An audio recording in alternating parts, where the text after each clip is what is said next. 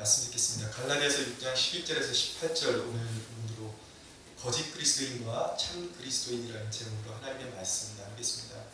오늘 이제 11절에서 18절 요 이제 대목은 이제 갈라디아서의 마지막 단원이 되겠습니다. 오늘 본문은 이제 바울이 그동안 주장했던 모든 내용의 집약이요 그리고 핵심이라고 이렇게 말씀드릴 수가 있겠습니다. 11절에 시작하는 것을 보니까 이제 이렇게 큰 글자로 너희에게 쓴 것을 보라 라고 말씀하고 있는데, 이것이 무슨 뜻인가 하는 이제 여러 가지 견해가 있습니다. 이제 그 중에 자주 등장하는 견해가 무엇이냐면, 바울이 이제 안지를 안고 있었다라는 의견이 이제 지배적이었기 때문에, 바울이 시력이 약했기 때문에 큰 글자를 썼을 것이다 라는 그런 견해가 있는데, 사실 이것보다는 가장 이제 학자들의 주장 가운데 타당한 견해는 무엇이냐면, 내가 이 말을 너희에게 얼마나 강조하는지를 보고 그 중요성을 간파하라는 그런 의미가 담겨 있는 것으로 보는 것이 가장 이치에 맞는 해석이라고 여겨집니다. 그만큼 이 갈라디아서의 말씀 그리고 이 마지막 대목의 말씀이 너희가 결코 흘켜들을 수 없는, 성도들이 흘켜들어서는 안 되는 중요한 대목이니까 너희들이 이것을 꼭 마음에 심령에 각인시키고 그대로 순종해야 한다라고 강조하고 있는 것입니다. 오늘 이제 거짓 그리스도인과 참 그리스도인의 현격한 그 차이를 드러냄으로 말미암아 이제 사도 바울이 우리에게 참 그리스도인으로 살아갈 것을 강권하는 것이 아니라 이것은 명령이라고 봐야 됩니다. 왜냐하면 이것은 죽느냐 사느냐 하는 문제이기 때문입니다. 오늘 제가 이제 말씀을 전할 때에 거짓 그리스도인의 특징과 참 그리스도인의 특징, 거짓 그리스도인의 특징 두 가지와 그리고 참 그리스도인의 특징 두 가지를 여러분들에게 나누려고 합니다. 먼저 거짓 그리스도인의 특징을 함께 나누겠습니다. 첫째, 거짓 그리스도인은 어떤 특징이 있는가, 어떤 성향이 있는가? 거짓 경건을 추구한다는 것입니다.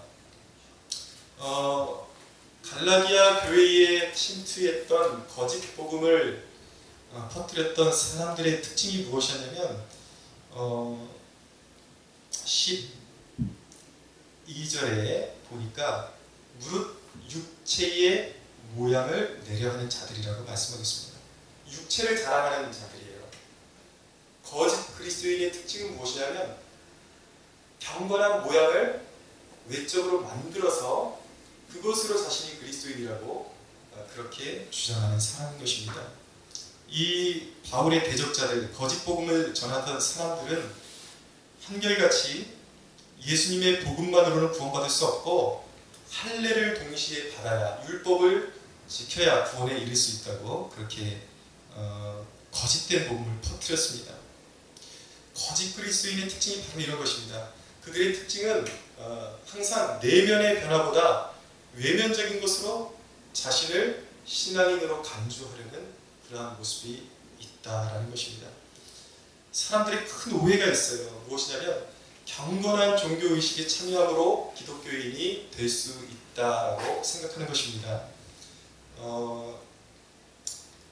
얼마 전에 이제 좀 시간이 흐르게 있지만 저희 할머님이 소천하시면서 이제 장례를 치르는 과정에 저희 이제 친척들, 사촌들에게 이제 만난 김에 복음을 전하게 되었습니다. 근데 그 만났던 이제 사촌 형님 중에 한 분이 이제 저희가 복음을 전하니까 그분이 하시는 말씀이 뭐였냐면, 내가 믿어지지도 않거니와 만약에 믿게 되면은 오히려 경건해 보이는 캐톨릭을 믿지 개신교는 절대 안 간다, 그렇게 이야기하는 것을 듣게 되었습니다. 그것이 사람들이 제가 이 말씀을 드리는 이유는 바로 그 대화 내용 중에 사람들이 가지고 있는 기독교에 대한 그 아주 큰 오해를 그대로 잘 반영해서 보여주고 있기 때문입니다. 사람들은 캐톨릭의 그런 어떤 건물의 그런 어떤 웅장함, 그들의 미사의 그들의 예배의식을 미사라고 그러잖아요. 그 미사에서 우러나오는 종교성, 어떤 거룩한 그런 어떤 향취, 이런 것들이 외면에서 이렇게 뿜어져 나오는 나오니까 그런 공간에 있으면 자신이 깊은 신앙심으로 이제 스며들게 되고 깊은 신앙심이 자신에게 스며들게 되고 자신이 기독교인이 될 수 있다라고 그렇게 오해하는 것입니다. 큰 오해인 것입니다. 여러분, 복음에 순종해서 자신이 변화받지 않으면 절대로 그리스도인이 아닌 것입니다. 아무리 교회의 거룩한 분위기에 심취해 있고 거룩한 예식을 집행하고 그런데 자기가 경건한 모습으로 그곳에 몸담고 있다 할지라도 그 내면에 진정한 복음으로 말미암아 성령의 감화가 일어나서 다시 태어나지 않으면, 성령으로 거듭나지 않으면 그 사람은 그리스도인이 아닌 것입니다. 여러분, 제가 이 반에서 카톨릭을 지적하는 이유는 그들에게 경건의 모양은 있으나 성경을 심히 왜곡하는 모습이 다부지기 때문이에요. 다분하게 있기 때문이에요.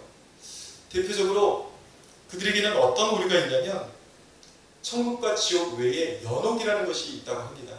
그래서 중간에 천국과 지옥을 가기 전에 인간의 영혼이 죽으면 중간지대에 가게 되는데, 그것은 이제 천국도 아니고 지옥도 아닌 그런 위치인데, 만약에 이 땅에 살아있는 가족이나 그런 지인들 가운데 캐톨릭을 위해서 정말 공헌하고 예를 들어서 헌금을 많이 하거나 그리고 공로를 세우면 그 죽었던 연옥에 있던 사람이 천국으로 갈 수도 있고 그 정성이 부족하면 지옥으로 떨어질 수 있다는 그러한 신학을 만들어냈어요.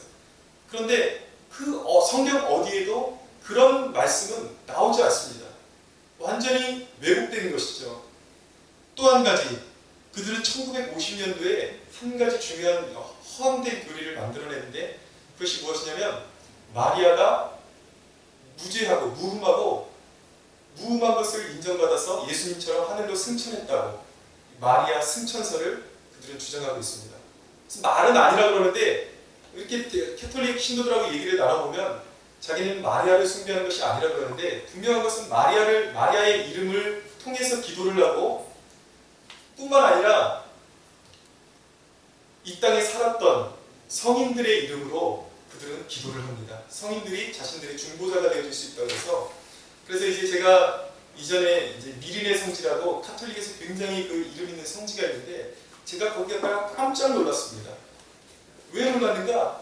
이거는 말만 예배당이지 완전 서양식 절이에요. 산당이에요. 온갖 우상들이 너무 심하게 써있고 울긋불긋한 그런 상징들과 완전 산당이에요. 들어가면 섬찟해요.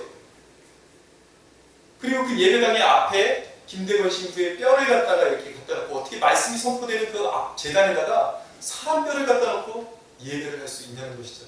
그리고 예배당 좌우에 그 성인들의 그 마네킹을 세워놓고 완전히 그것은 절단이고 미신을 섬기고 우상을 섬기는 것이지 그것은 예배당이 아닙니다.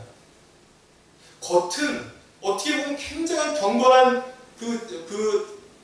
경건의 그런 향취가 스며 나오는 것 같은데 그 내용물을 보면 성경적인 게 아무것도 없는 것입니다. 메시지가 왜곡되어 있고, 여러분, 진실한 기독교의 능력은 어디서 나오는 거냐면 그런 경건의 모양에서 나오는 것이 아니라 메시지의 힘, 복음의 능력에서 나오는 것입니다. 복음을 믿고 받아들일 때 사람이 그것을 통해서 변화되는 거예요. 여러분, 복음의 진리를 믿지 않고 종교성에 심취되는 것은 주님이 가장 미워하시는 일입니다. 주 예수의 복음에 순종하지 않고 성령이 자기 안에 오셨음을 자각하지 못하고 드려지는 예배, 헌금, 봉사, 여러분, 예배하고 헌금하고 봉사 이런 것들을 통해서 여러분들이 예수님이 어떤 분인지 알아가는 과정에 있다면 그것은 좋은 것이에요. 그러나 여러분이 인격적으로 예수님을 복음의 진리에 순종하지 않고 엎드리지 않고 예배하고 헌금하고 봉사한다는 이유만으로 자신이 그리스도인이라고 생각하는 것은 큰 오해 중에 오해인 것입니다. 여러분은 여전히 예배하고 모든 기독교적인 그런 모든 모습을 갖추고 있을지는 모르지만 여전히 기독교인이 아닐 수 있다는 사실을 꼭 기억해야 하는 것입니다. 거짓된 경건을 추구한다는 것, 이것이 바로 거짓 그리스도인의 특징이에요. 근데 이 거짓 그리스도인의 특징을 논하는 것이 우리에게 굉장히 중요한 이유가 무엇입니까? 실제로 거듭나고 예수님을 잘 믿는 진정한 거듭난 그리스도인들도 자칫 잘못하면 이런 오류에, 이런 경향성에 빠질 수 있기 때문에 중요한 것입니다. 거짓 그리스도인의 두 번째 특징은 무엇입니까? 그것은 자기만족에 빠져 있는 것입니다. 12절을 보세요. 12절 함께 읽어볼까요? 시작. 무릇 육체의 모양을 들여 하는 자들이 억지로 너희에게 한 일을 받게 하면 그들이 그리스도의 십자가로 말미암아 박해를 면하려 하느니라. 아멘. 그래서 그들이 십자가의 복음을 거부하는 이유는 박해를 면하려 하느니라 라고 말씀하고 있습니다. 다른 말로 하면 무엇입니까? 십자가의 복음을 전하면 박해가 따를 수밖에 없다라는 것을 의미하고 있는 것입니다. 여러분, 왜 십자가를 전하면 박해가 생길까요? 두 가지 이유가 있습니다. 첫째는 십자가의 복음이 가진 배타성 때문이에요. 오로지 예수 그리스도의 십자가 외에는 구원의 길이 없다라는 이 배타성 때문에 이 구원의 복음은 믿지 않는 사람들로 하여금 박해를 일으키는 것입니다. 싫어하는 거예요. 사람들로 하여금. 여러분, 십자가는 인간의 모든 공로를 부정하는 것입니다. 잘 들으십시오. 불교에 심취해 있는 사람이 있을 수 있어요. 다른 어떤 종교의, 조상을 섬기는 종교에 심취해 있는 사람이 있을 수 있습니다. 나름대로 공을 들여서 열심히 섬기고 나름대로 자기의 종교에 힘입어서 열심히 선한 일을 했는데 기독교인들이 와서 복음을 전하면 당신의 종교로는 아무리 선한 일을 하고 당신이 아무리 그 종교성을 가지고 경건함에 심취해 있을지라도 그 종교는 아무것도 당신의 구원에 아무런 유익을 끼칠 수 없다.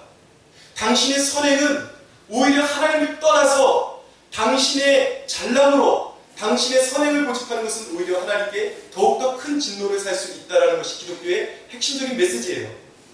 그래서 당신의 선행과 당신이 추구하는 모든 종교가 다 헛된 것이고 오직 구원의 길은 하나님의 아들이신 예수 그리스도의 십자가와 부활의 복음을 듣고 순복하는 것 외에는 구원의 길이 없다라고 선포하기 때문에 나름대로 자기 만족을 가지고 이 정도면 구원에 이를 수 있겠지, 나 정도만 돼도 이런 자부심을 가지고 있는 사람들에게는 굉장히 화가 나는 메시지인 것입니다. 여러분, 기독교 안에 굉장한 큰 오해가 있는 것을 볼 수가 있어요. 어떤 신학자가 말하기를 신학자들이 두 가지 오해를 가지고 있는 것을 제가 보았습니다. 어떤 신학자가 말하기를 구약에는 그리스도가 오시지 않았기 때문에 그리스도 없이 그냥 믿음으로 그리스도와 상관없이 구약시대의 사람들은 구원받았다 라고 말하면서 결국은 그리스도 없이도 하나님의 신비한 능력으로 구원의 길이 열려 있을 수도 있다라고 말하는 그런 정신나간 신학자를 보았습니다. 그런데 여러분, 예수님이 뭐라고 말씀하셨는지 아십니까? 요한복음 8장 56절에 아브라함이 구약시대의 인물이 나의 때를 볼 것을 보고 기뻐하고 즐거워했다고 말씀하고 있습니다. 구약의 인물들도 베드로도 그렇게 선포했어요. 구약의 선자들과 예언자들이 하나님의 예언을 받아서 그 거룩한 하나님의 계시를 받아서 심도 있게 연구하면서 장차 오실 메시아에 대해서 연구했다고 말씀하고 있어요. 물론 구약의 인물들은 우리처럼 선명하게 예수님을 알지 못했어요. 우리가 더 행복한 사람들이에요. 그러나 희미하게나마 그 약속을 믿었고 그 메시아로 말미암아 장차 오실 메시아로 말미암아 구원에 이른다는 것을 믿고 그 믿음으로 우리는 이미 오신 2000년 전에 오신 예수 그리스도를 믿음으로 구원에 이르는 것이지만 구약의 사람들은 앞으로 오실 메시아이신 예수 그리스도를 믿음으로 말미암아 구원에 이르렀다는 것입니다. 예수 없이는 구원이 없습니다. 하나님의 계시의 방법이 혹시라도 예수님이 오시기 전 시대 사람들이나 아니면 이 땅에 복음이 이르기 전 시대의 사람들을 하나님의 어떤 특별한 섭리 가운데 멸망하지 않게 구원하셨을 가능성이 있다는 것은 어느 정도 인정할 수 있어요. 그러나 그들이 예수가 없이 구원받을 수 있었다라고 말하는 것은 이것은 이단인 것입니다. 정신 나간 소리예요. 오로지 모든 인류와 모든 세대가 구원에 이를 수 있는 유일한 길은 오직 우리 주 예수 그리스도의 십자가 외에는 길이 없음을 믿어야 하는 것입니다. 할렐루야. 아멘.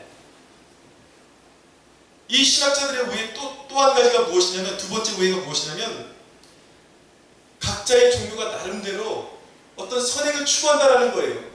그래서 그 종교를 추구하다 보면 우연히 예수 그리스도의 삶의 가치에 가장 가깝게 접근해서 선한 삶을 살아가는 사람이 있을 수 있다는 것입니다. 그래서 그 사람의 삶이 예수님의 삶과 가장 가까워지면 그 선한 행동으로 말미암아 예수님 없이도 다른 종교를 믿어도 구원에 이를 가능성이 있다라고 말하는 정신없는 소리를 하고 있는 것을 듣게 되었습니다. 정신없는 소리예요. 사도 바울이 지금 이 시대에 살고 있었다면 버럭 화를 냈을 거예요. 여러분, 지금 내용이 뭐예요? 이 십자가가 박해받는 이유가 뭐예요? 사람들이 아무리 종교성이 심취되어 있고 나름대로 선한 일을 해도 그것이 하나님을 떠나서 예수 그리스도를 부정하고 자기 의로 주장하는 것이라면 그것은 다 찌꺼기와 같다는 거예요. 오히려 그것은 가장 하나님을 진노하게 만드는, 하나님을 거부하고 자기 노력으로 자기의 의로움으로 구원에 이르려는 인간의 오만함, 그것을 가장 급격하게 보여주는 것이 종교성이라는 거예요. 그것으로는 구원에 이를 수 없다는 것입니다. 오직 십자가만이, 오직 예수 그리스도의 십자가만이 우리의 구원의 이름을 믿어야 하는 것입니다. 여러분, 거짓된 신앙에 빠져있는 사람들의 주장은 무엇입니까? 교회 안에 있는 사람들이 그렇게 말할 수 있어요. 피곤하시죠? 네, 어깨를 쫙 펴보세요. 한번 쭉 펴보시고, 네. 교회 안에 있지만 이렇게 주장하는 사람이 있을 수 있습니다. 나는 하나님을 사랑한다. 그러나 하나님을 사랑하고 나는 열심히 봉사하며 헌신하면 나는 구원을 받는다고 생각한다. 십자가만을 통해서 구원을 받는다고 강요하는 것은 편협한 사고라고 생각한다. 모든 사람이 선하게 살려는 의지를 존중해야 한다라고 말하는 사람이 있을 수 있습니다. 그렇게 말하는 사람이 열심히 성가대도 서고 찬양단도 하고 열심히 봉사하는 사람일 수도 있어요. 그러나 그 사람은 기독교인이 아닌 것입니다. 자기 만족에 취해 있는 사람이에요. 자기가 열심히 봉사하고 이 정도만 되면, 내가 이렇게 열심히 찬양하고 있는데, 내가 이렇게 종교성에 심취되어 있는데 내가 구원받지 못한다니 말도 안 되지 라고 생각하는 것입니다. 여러분, 어떤 사람은 그렇게 찬양단에서 멋지게 찬양하고 있을 수 있습니다. 그런데 설교단에서 목회자가 예수님이 당신의 유일한 구원자이시오 생명임을 고백하지 않는 한 당신은 절대 그리스도인이 아닙니다라고 그렇게 선포한다고 한다면 그는 그 소리를 듣고 화가 나는 것입니다. 왜냐하면 자기 만족을 깨뜨리는 거예요. 여태까지 정말 자기의 그 종교성을 다 쏟아붓고, 감정과 마음을 다 쏟아붓고, 정성을 쏟아붓고 하나님을 찬양하고 예배했는데 당신이 그리스도인이 아니라는 거예요. 화가 나는 것이죠. 그 사람은 자기 만족에 의해서 자신이 그리스도인이라고 착각하고 있었던 것입니다. 사랑하는 여러분, 기억하십시오. 여러분들은 이곳에 예배할 수 있고 하나님을 열심히 찬양할 수 있지만 어쩌면 여러분 중에는 그리스도인이 아닌 사람이 있을 수도 있습니다. 자기를 점검하셔야 돼요. 하나님을 예배하지만 예배하고 있지 않을 수가 있다는 거예요. 그 누구도 예수님이 나의 의와 나의 선행과 내가 가진 모든 것들은 찌꺼기와 같은 것들이요 오직 예수님만이 나의 전부라고 고백하지 않는 한 여러분들의 예배는 예배가 아닌 것입니다. 찬양은 찬양이 아닌 것입니다. 사랑하는 여러분, 이 거짓된 신앙에서 여러분들이 해방되어지는, 자유케 되고 오직 예수만이 여러분들의 주가 되는 놀라운 축복이 임하기를 간절히 축원합니다. 여러분, 십자가를 전하면 박해가 생기는 두 번째 이유는 무엇이냐면 이 십자가가 세상의 자랑을 정면으로 부정하기 때문입니다. 그것은 종교성을 부정해요. 그리고 인간의 지성을 부정합니다. 더 정확히 말하면 세상의 지식이 무용하다는 말씀은 아니에요. 그런데 하나님의 권위 아래, 그 십자가의 권위 아래 세상의 모든 지식을 내려놓는다는 것입니다. 성경의 권위 아래 둔다는 얘기예요. 어떤 사람은요, 항상 성경 말씀대로 순종하려는 사람들을 보면 비웃는 사람들이 있어요. 교회에 나오지만 그것은 교회 안에서 통하는 얘기지 세상은 다르잖아. 그것은 종교적인 이야기인 것이고 실제적인 삶에서는 더 영악해야 돼. 세상적인 지식이 있어야 돼. 그렇게 설령 말은 하지 않는다고 할지라도 그의 삶의 선택과 모든 사고방식이 그렇게 살아가는 사람이 있을 수 있다는 것입니다. 교회에서 성경 말씀을 배우는 것은 자기 실제적인 삶하고 다른 거예요. 실제적인 삶 속에서 하나님의 말씀, 성경 말씀, 십자가의 도에 복종하는 것은 미련하게 보이는 것입니다. 그 사람은 자기가 가지고 있는 지식이 더 옳다고 생각하는 거예요. 자기 만족에 빠져 있는 것입니다. 이것이 거짓 그리스도인의 특징인 것입니다. 그 사람을 눈으로 볼 때는 늘 성경 말씀에 순종하는 사람이 반지성적으로 보이는 거예요. 조금 이렇게 좀 떨어지는 사람으로 보이는 것입니다. 그런데 여러분, 성경대로 살려고 하는 사람을 반지성적으로 보는 이유는 무엇입니까? 자기의 한계를 보지 못하기 때문이에요. 자기가 가지고 있는 지식이 세상의 전부라고 생각하기 때문에 자기 만족에 휩싸인 사람이죠. 그런데 여러분, 정말 그리스도인은 반지성적입니까? 제가 단언하건대 진정한 그리스도인이야말로 탁월한 지성인이라고 저는 자부합니다. 왜냐하면 진정한 그리스도인은 세상의 사고 속에 있는, 세상의 지식 속에 있는 한계를 간파하는 사람이기 때문입니다. 구체적인 예를 드리겠습니다. 사도행전 27장에 보면 바울을 로마로 압송해 가기 위해서 이제 로마의 백부장 율리오라는 사람과 이제 군병들이 바울을 압송해서 배에 태워서 이제 로마로 항해를 준비하고 있었습니다. 근데 바울이 이번 항해는 느낌이 좋지 않다, 길이 좋지 않다, 이번 항해는 굉장한 손실을 가져올 것이다, 기도 중에 그런 느낌을 받았던 거예요. 감동을 받았던 것입니다. 근데 이 백부장 율리오가 누구의 말을 더 신뢰하냐면 선장의 말을 더 신뢰했습니다. 이해가 가시죠? 왜입니까? 그는 전문가였기 때문입니다. 세상 사람들은 그런 거예요. 늘 전문가의 의견이 옳다라고 생각하는 것입니다. 그런데 여러분, 바울은 달랐어요. 바울은 또 다른 눈을 가지고 있었습니다. 비록 바울이 뱃사람으로서의 그런 식견은 전문성은 없었지만 바울은 그 전문성이 가진 한계를 보고 있었습니다. 바울은 무엇을 보았냐면 그 전문성 너머에 있는 연기를 다스리시고 자연을 운행하시는 분에 의해서 우리가 자부하는 상황이 언제든지 달라질 수 있다는 그 영적인 사실을 보았어요. 그리고 하나님의 인도하심을 간구했습니다. 진정한 그리스도인은 세상이 보지 못하는 세계를 넘어다보는 사람이에요. 영의 눈으로. 그렇기 때문에 그리스도인이 가진 지식은 세상이 갖지 못하는 탁월한 지식인 것입니다. 여러분, 그리스도인이 가진 지식은 그냥 로봇적인 기계적인 입력식으로 얻어진 지식이 아니에요. 끊임없이 예수님 앞에 그 십자가 앞에 무릎 꿇고 기도하면서 그리스도와 인격적인 교제를 통해서 주어지는 인격적인 지식인 것입니다. 베드로는 전문적인 어부였습니다. 그러나 어느 날 그가 가장 이상적이라고 생각했던 바닷가에 그물을 던졌지만 하루 종일 아무것도 잡을 수 없었어요. 그때 예수님께서 오셔서 말씀하셨습니다. 깊은 데로 가서 그물을 던져라라고 말씀하셨어요. 전문적인 어부의 식견에는 이해가 가지 않는 전문성에 배척되는 그러한 말도 안 되는 주문이었어요. 그러나 베드로는 고백합니다. 내가 힘써서 하루 종일 잡은 것이 없지만은 주의 말씀에 의지해서 내가 그물을 던지겠습니다. 그래서 예수님의 말씀대로 순종해서 깊은 곳에 그물을 던졌습니다.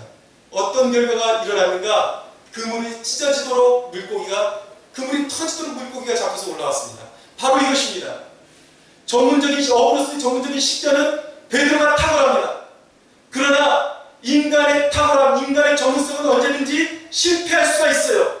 하나님께서 그를 낮추고자 마음을 먹으신다면 인간은 한계에 부딪힐 수밖에 없고 절망할 수밖에 없고 실패할 수밖에 없습니다.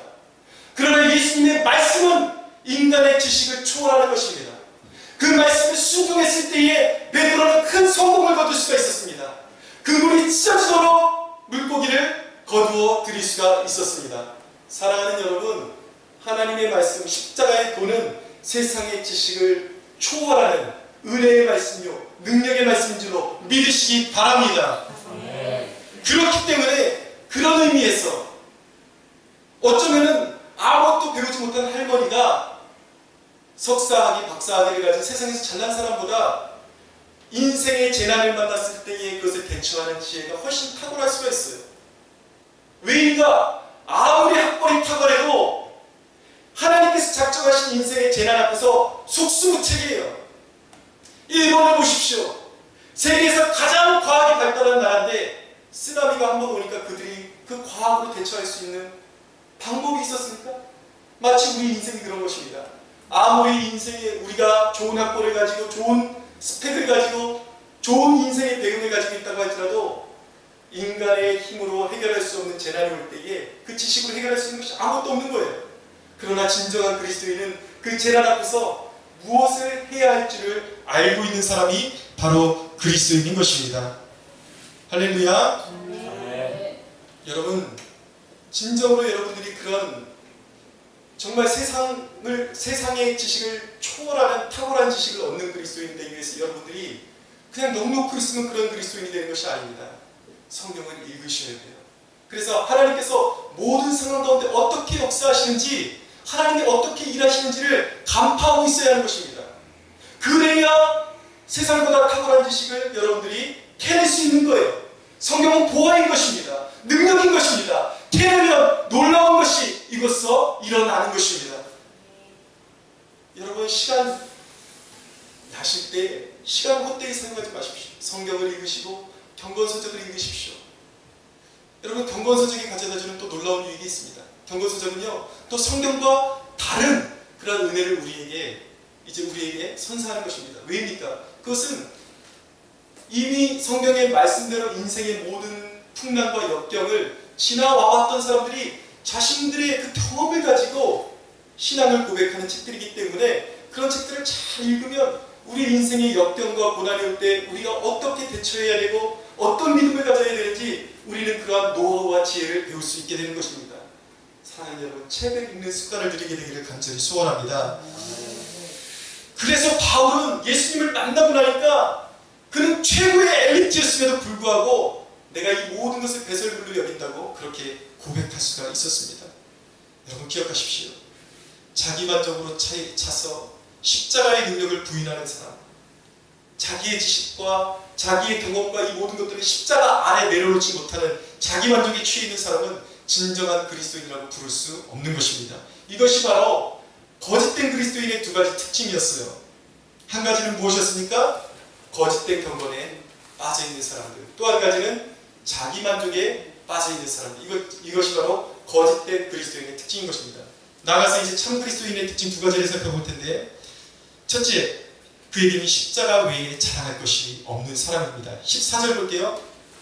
한번 읽어주시겠습니까? 시작. 그러나 내게는 우리 주 예수 그리스도의 십자가 외에 결코 자랑할 것이 없으니 그리스도로 말미암아 세상이 나를 위하여 십자가에 못 박히고 내가 또한 세상을 위하여 그러하니라. 아멘. 진정한 그리스도인은 어떤 사람입니까? 자신의 자격으로 노력으로 결코 구원에 이를 수 없는 사람임을 깨달은 사람입니다. 그들은 이 십자가의 도를 깨달은 사람, 참 그리스도인은 이미 세상에 소망이 없음을 발견하고 아무도 자기 자신을 고쳐줄 수 없는 상황 속에서 신이 찾아와 주신 주님을 영접한 사람들입니다. 그는 수고하고 무거운 짐진 자들아 다 내게로 오라, 내가 너희를 쉬게 하리라는 주님의 음성에 순종한 사람들이에요.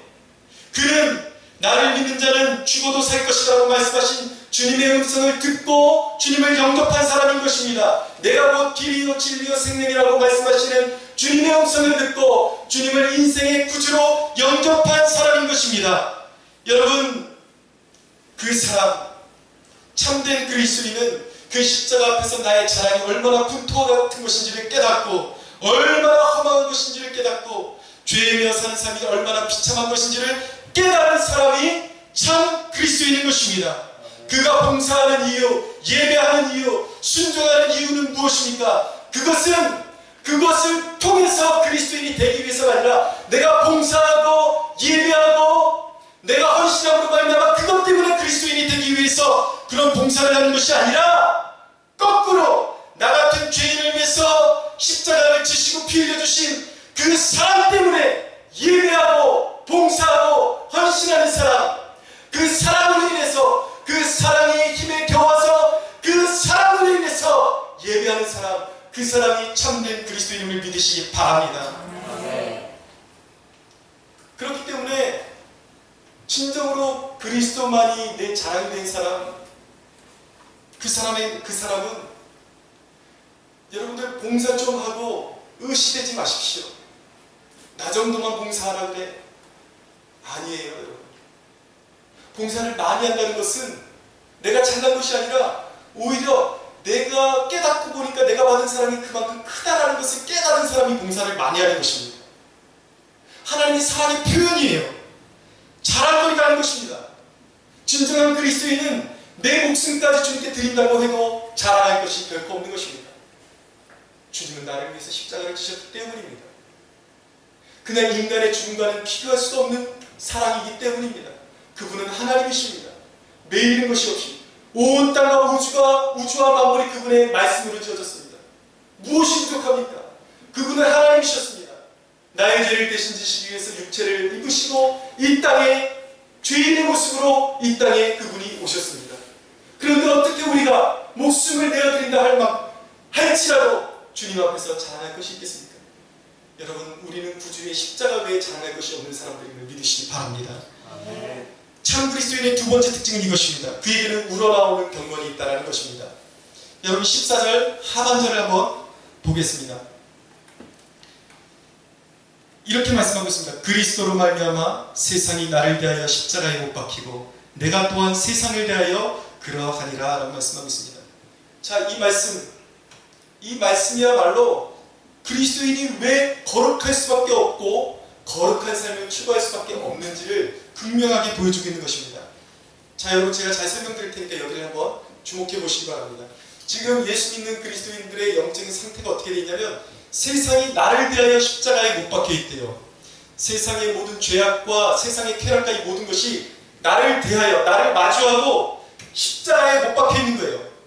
예수님이 하신 일이 세상의 십자가에 못 박으셨다는 거예요. 무슨 말인가? 세상이 나를 대해서 힘쓸 수 없다는 것입니다. 나에게 올 수 없다는 거예요.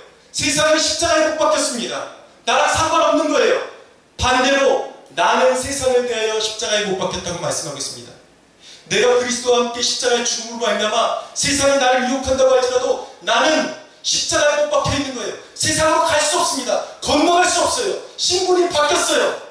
세상을 추구하고 즐거워하던 내가 아니라 이제는 세상으로 건너가고 싶어도 건너갈 수 없는 완전히 출애굽한 새로운 피조물이 되었다는 것입니다. 내 존재는 이미 그리스도와 함께 십자가에 못 박힌 것입니다. 세상이 나를 대하여 십자가에 못 박히고 내가 세상을 대하여 십자가를 못 박혔기 때문에 서로 건널 수 없는 위치에 있는 것입니다. 그런데 어떻게 그리스도인이 죄를 즐거워하며 기뻐하며 살아갈 수가 있겠습니까? 말이 될 수가 없는 것입니다. 마귀에게 속고 있는 것입니다. 15절을 보십시오. 같이 읽어보겠습니다. 시작. 할례나 무할례나 아무것도 아니로되 오직 새로 지으심을 받은 것만이 중요하니라. 아멘. 여러분, 우리의 상태가 오직 복음의 진리에 순종하여 성령이 임하신 사람의 상태라는 거예요. 새로운 피조물이 되었다는 것입니다. 이제 우리는 죄 지을 수도 없고 죄 지어서도 안 된다는 것입니다. 세상처럼 살아서는 안 된다는 것입니다. 그러므로 참된 그리스도인은 자기의 상태를 알기 때문에 그의 경건은 이제 억지가 아니에요. 꾸며난 경건이 아니라 내 안에 내주하시는 성령으로 말미암아 마음속에서 우러나오는 경건이 있는 것입니다. 거룩이 있는 것입니다. 여러분, 진짜 성령으로 거듭난 사람, 성령을 체험한 사람, 이런 사람에게는요, 술 먹지 말아야 할 이유를 신학적으로 설명해 줄 필요가 없어요. 진정으로 은혜 받은 사람은 술이 싫어지는 것입니다. 먹으라 해도 먹지 않아요. 그런데 여러분, 사람들은 참 재미있습니다. 사람들에게 한번 그렇게 말해 보십시오. 우리 거룩하게 살아야 합니다 라고 말하면 사람들은 아멘 합니다. 근데 어떻게 구체적으로 거룩해야 할지를 가르쳐주면 술을 절제하십시오. 술을 먹지 마십시오. 경건한 삶을 사십시오. 구체적으로 지명해주면 다 죽은 척하고 대답하지 않습니다. 듣기 싫은 거예요. 복음을 전해야 하는 삶을 살아야 합니다 그러면 아멘 합니다. 전도하십시오 그러면 죽은 척합니다. 이율배반적인 것이죠. 우리 한글에 요즘 이상한 버릇이 생겼습니다. 말귀를 다 알아들어요. 밖에 나가자, 옷 입자 그러면 야! 그러면서 양말부터 가져옵니다. 그런데 희한한 것은 아빠가 바빠 일하고 와서 이따가 데리고 나갈게 그러면 못 알아듣는 척해요. 네? 아빠가 이따가 와서 데리고 나갈게. 네? 알아듣고 못 알아듣는 척해요. 그래서 이게 장난인가 싶어서 아빠 지금 데리고 나갈까? 그러면 예! 그러고 양말 가져옵니다. 그리스도인들이 마치 우리 한대리 같아. 이렇게 산 것 같아. 자기가 먹기 좋은 말씀은 아멘 합니다. 여러분 그렇게 살지 마십시오 그러면 네? 못 알아듣는 척합니다. 전도하십시오 그러면 네? 못 알아듣는 척해요. 이것이 오늘날 그리스도인들의 모습이라는 것입니다. 불순종이 몸에 배인 상태입니다. 여러분 그러나 기억하십시오. 제가 말씀드리는 것 요지를 잘 기억하십시오. 술을 안 먹기 때문에 그리스도인이 아닌 것입니다. 그리스도인이기 때문에 술을 비롯해서 술을 이야기하는 것은 술을 안 마신다고 해서 대단한 사람이 되는 게 아니에요. 능력자가 되는 것이 아닙니다. 사회 범죄의 90% 이상이 술과 연관이 되어 있기 때문에 술의 유익보다 해로운 것이 훨씬 많다면 당연히 그리스도인으로서 끊어야 하는 것이 맞다라는 것입니다. 술뿐만 아니라 모든 더러운 것들, 악한 것들, 음란한 것들, 모든 진정한 리얼 그리스도인이라면, 참 그리스도인이라면 단호하게 끊어버려야 하는 것입니다. 우리는 세상을 대하여 십자가에 못 박힌 사람들이에요. 사랑하는 여러분 믿으십시오. 여러분들에게 이미 복음의 능력이 임했습니다. 할렐루야. 아멘. 할렐루야. 아멘. 여러분들을 거룩한 하나님의 자녀 삼으시기 위해서 예수님이 그 피를 쏟아 값주고 여러분들을 사셨습니다. 그것이 이미 저와 여러분들이 받은 거예요. 노력으로 받는 것이 아닙니다. 여러분들이 믿음을 고백하는 순간 거저주시는 거예요. 거저주시는 것이지만 그분의 보혈은 거룩한 것입니다. 그분의 핏값에 그 무게는 한이 없는 무게인 것입니다. 사랑하는 여러분 믿으십시오. 여러분이 이미 축복의 통로가 되었습니다. 할렐루야. 네. 여러분들이 이제는 변화받았기 때문에 나가서 선한 양심을 품고 열심을 품고 사람들을 격려하고 전도하면 그 사람들에게 생명이 옮겨갈 것입니다. 여러분들이 좋은 일을 추구하면 이제는 거기서 아름다운 열매들이 맺혀질 것입니다. 왜냐하면 여러분들의 존재가 썩은 열매 맺는 죽은 사람에서 이제 생명의 열매를 맺는 하나님의 자녀가 되었기 때문입니다. 죄를 이길 수 있는 존재가 되었습니다. 죄를 물리치십시오. 마귀를 대적하십시오. 여러분들이 이길 수 있는 존재가 되었습니다. 할렐루야. 아멘. 할렐루야. 아멘. 우리는 이길 것입니다. 승리할 것입니다. 우리가 어떻게 살아야 합니까? 성경 한 구절 제가 읽어드리고 말씀을 정리하겠습니다. 로마서 8장 12절에서 13절은 말씀합니다. 그러므로 너희는 죄가 너희 죽을 몸을 지배하지 못하게 하여 몸의 사욕에 순종하지 말고 또한 너희 지체를 불의의 무기로 죄에게 내주지 말고 오직 너희 자신을 죽은 자 가운데서 다시 살아난 자 같이 하나님께 드리며 너희 지체를 의의 무기로 하나님께 드리라. 할렐루야. 사랑하는 여러분, 우리의 유일한 자랑이 오직 십자가만이 되기를 간절히 소원합니다. 여러분들의 능력, 여러분들의 안에 있는 성령의 능력을 의지해서 죽기까지 죄와 싸우며 선한 일에 열심을 내서 아름다운 열매를 맺고 여러분들이 천국에 입성할 때에 홀로 외롭게 입성하는 것이 아니라 여러분들의 복음 전파를 통해서 여러분들을 통해서 생명을 얻은 수많은 사람들과 함께 천국에 입성하게 되는 놀라운 축복이 있기 있기를 간절히 주 예수 이름으로 축원합니다. 할렐루야. 하나님께 영광의 박수를 드리겠습니다.